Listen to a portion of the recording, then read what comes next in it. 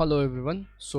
This is C N Kawra and हम इस video में देख रहे हैं आपका mock test paper release by ICAI in the month of November.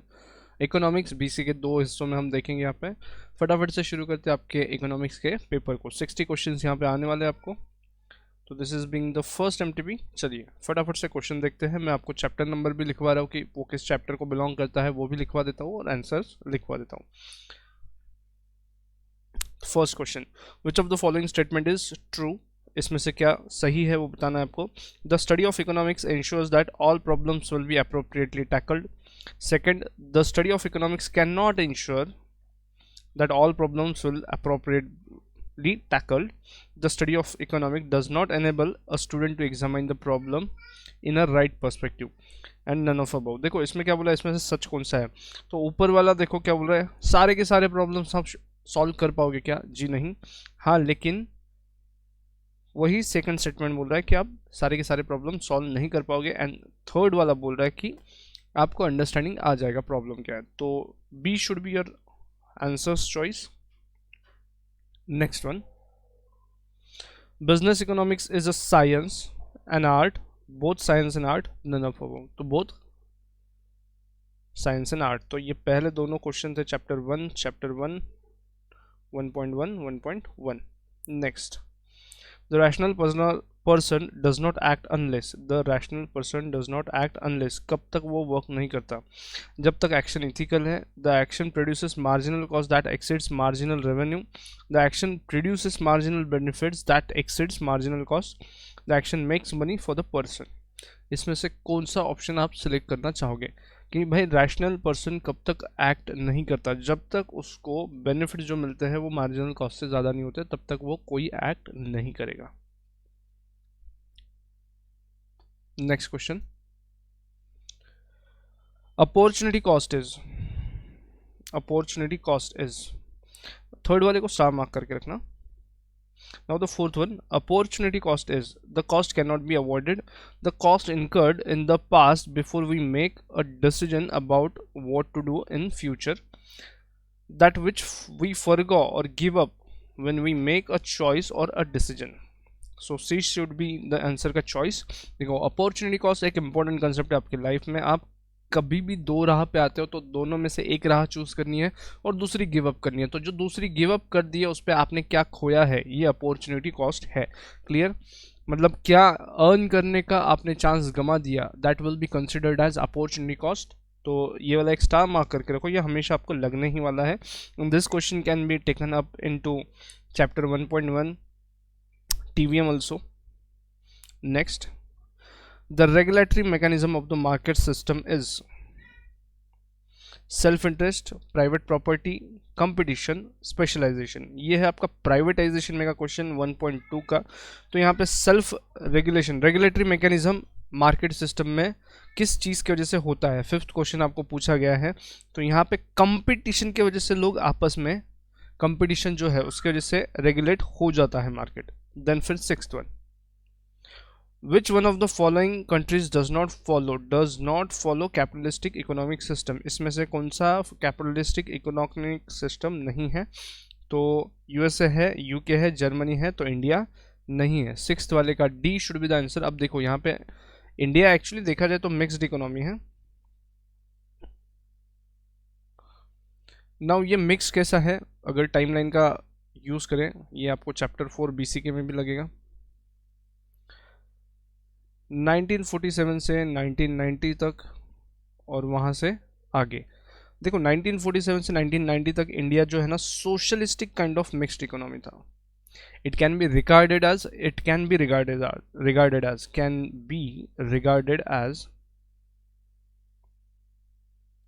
Socialistic and फिर यहाँ पे capitalistic.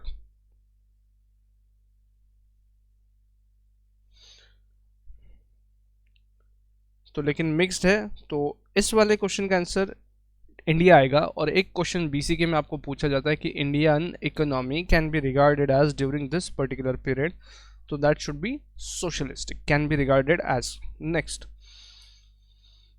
Seventh one, The price which a consumer would be willing to pay for a commodity is equal to his total utility, marginal utility, average utility, does not have any relations of this. आप जो price पे करना चाह रहे हो इसमें से किसके साथ रिलेट करता है, टोटल यूटिलिटी के साथ या फिर मार्जिनल यूटिलिटी के साथ? तो यहाँ पे आपका आंसर चाहिए सेवन्थ का बी। यहाँ पे आपने पढ़ा भी है M U X is equal to P X, ये वाला आंसर आपका रहेगा। डन। तो इतना प्राइस पे करोगे या फिर ये प्राइस होने तक या प्राइस और एमयू का रिलेशन ये वाला आने तक आप परचेस करते रहोगे और पे करते रहोगे। Clear? Next one, diminishing marginal utility implies that. Diminishing marginal utility implies that, ये DMU का क्वेश्चन है, ऑप्शन पढ़ लेते हैं फटाफट। Marginal utility of good diminishes over time, total utility is negative. जी नहीं, ये वाला तो चॉइस नहीं है मेरा। Last unit of a good consume will be contribute most to the consumer satisfaction, गलत। First unit of the goods consumed will contribute most to the consumer satisfaction. अब यहाँ पे A और D के साथ कन्फ्यूजन हो सकता है, इसमें से जो मोर अप्रोप्रिएट है उसके साथ आपको जाना पड़ेगा।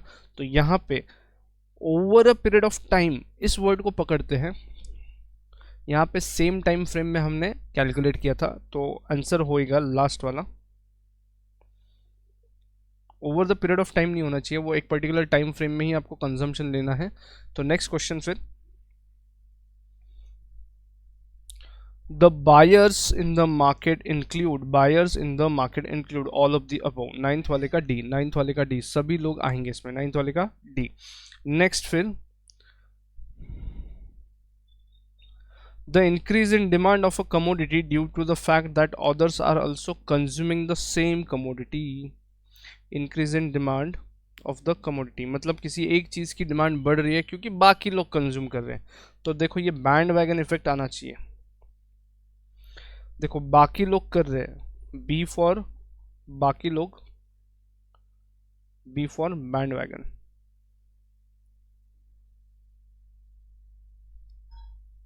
बाकी लोग भी कर रहे हैं, इस वर्ड को याद रखना, bandwagon effect should be there. तो 10th का बी आंसर आएगा। देन फिर आगे चलते हैं।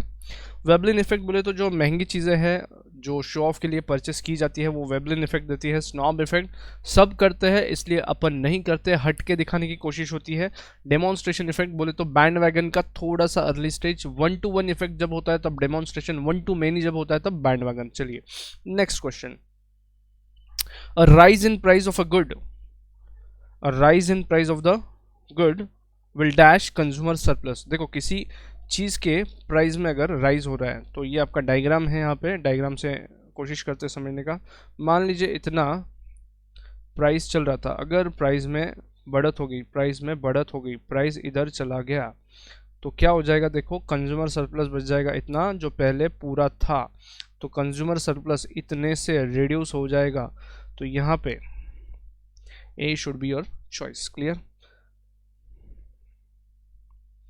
चले आगे। Next, all desires, taste and motives of a human being are called as dash in the economies, are called as dash in the economies. Willingness, 12th वाले का देखो क्या है आंसर, यहाँ पे विलिंगनेस या फिर डिमांड या फिर वांट्स, मतलब जो चाहिए उनको हम, यहाँ पे वांट्स एक डिफरेंट चीज है। देखो डिमांड और वांट्स में क्या फ़र्क है? डिमांड मतलब क्या, ये हमने कई बार पढ़ा है। डिमांड बोले तो क्या, तीन चीज़ों का कॉम्बिनेशन होना चाहिए, एक तो वांट, डिज़ायर टू बाय, उसके बाद ability to pay, and last one willingness to pay. तीनों ही चीज़ होना चाहिए यहाँ पे। डन। नेक्स्ट, ये जो क्वेश्चन है ना, ये चैप्टर 6 में भी पूछा जा सकता है BCK के। देन फिर आगे बढ़ते हैं नेक्स्ट वाले पे, मैच द फॉलोइंग। अब ये बढ़िया एक क्वेश्चन है, ये आपका क्वेश्चन जो है ये 2.2 से है और इसका एक छोटा सा वीडियो मैंने बना के रखा है कि किस टाइप का शेप कैसा है, कौन सा आता है, तो वो सब बातें करेंगे। चलो यहाँ पे मुझे इस साइड जो दिख रहे हैं इंडिफरेंस कर्व्स दिख रहे हैं, तो सिंपली मैं ड्रॉ करके बता देता हूँ कैसे कैसे आएंगे। 2 परफेक्ट सब्स्टिट्यूट्स है तो यहाँ पे लीनियर इंडिफरेंस कर्व आएगा, कुछ इस तरीके से। तो 1 का 1 होना चाहिए, ए का 1 होना चाहिए, ए का 1 होना चाहिए।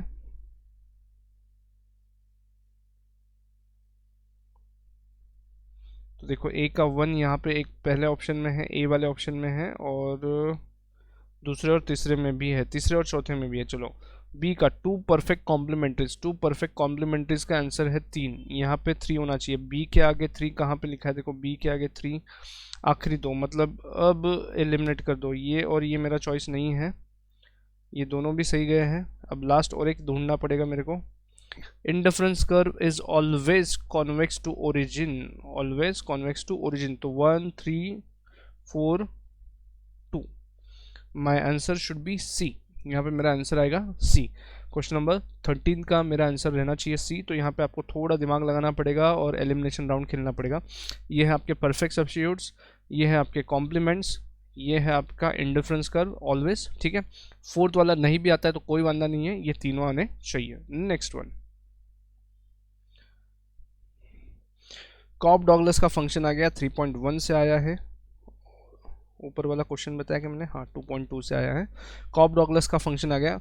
कॉब डॉगलस का प्रोडक्शन फंक्शन दिया है। अब ये प्रोडक्शन फंक्शन कैसा होना चाहिए, कुछ इस तरीके से लिखा जाना चाहिए था आई गेस, और यहाँ पे लिखने में कुछ गड़बड़ी हुई है।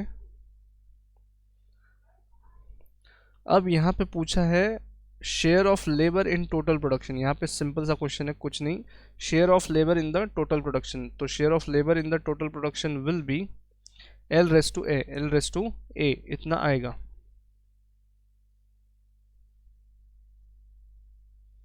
तो the option of this answer should be A. इसको स्टार मार्क करिए, और इसका एक लॉन्ग रन का भी इक्वेशन दिया है, उस पर न्यूमेरिकल आ गया तो बहुत सही रहेगा। इस क्वेश्चन में थोड़ा प्रिंटिंग मिस्टेक है, उस चीज़ पे ध्यान देना और इसको ढंग से सॉल्व करना।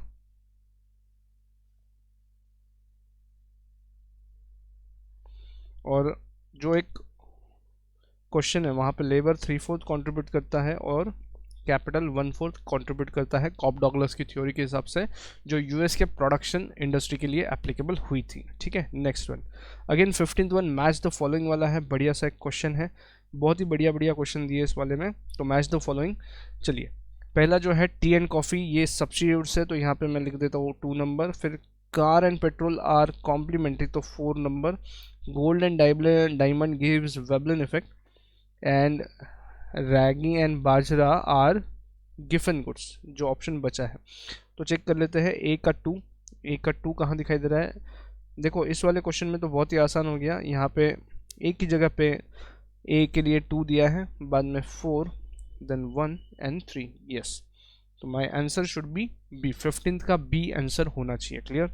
चलिए आगे चलते हैं, next question, return to a factor refers to the effect on total output of change in, यहाँ पे इफेक्ट टू, यहाँ पे return to a factor refers to effect of total output of change in only one factor, various input separately, all input simultaneously, none of the above.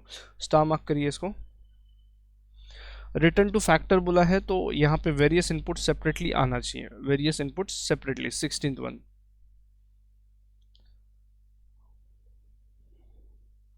यहाँ पे गड़बड़ हो गया अपना, ए आना चाहिए, A, only one factor at a time.